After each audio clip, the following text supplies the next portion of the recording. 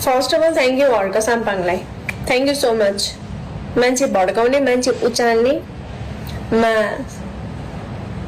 Competition गर्नु पर्यो भने Harka Sampang first, second Durga Prasai, third अनि एमाले काङ्ग्रेस माओवादी। थ्याङ्क यू सो मच,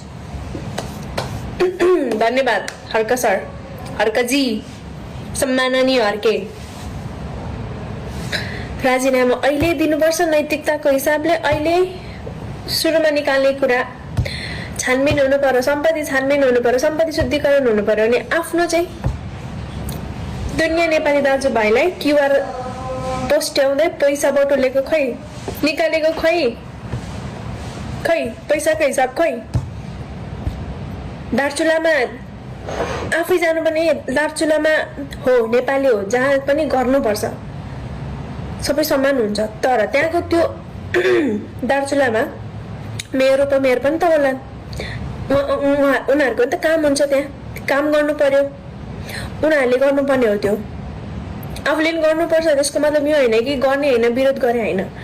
काम नेपाली जनताहरूलाई सेवा सुविधा जसले दिँदा नि हुन्छ। तर भड्काउ, द्वन्द्व मचाउने,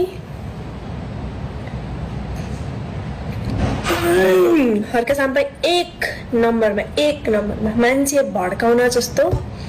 सुरुमा बालहिंसालाई लुसिफर भन्ने पनि हर्क साम्पाङ, विदेशी दलाल भन्ने पनि हर्क साम्पाङ। अहिले आएर सुदन गुरुङलाई राजीनामा दे, विद्यार्थी संगठन हटाउनु हुँदैन भने पनि हर्क साम्पाङ।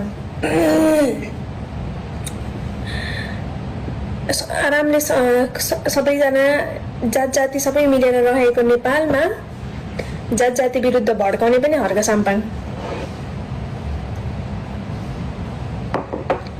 अनि यिनका भरौटेहरू अहिले मुख छाड्न आइपुग्छन्।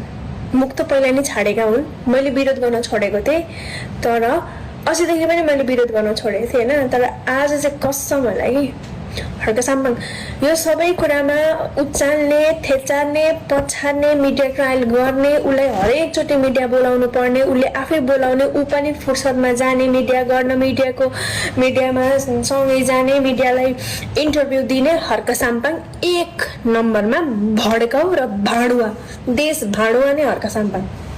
ल जा, आइज खेल्न, आइज, कोस आउँछस्, आइज, मुख छाड्दै आउँछस् होला, आइज।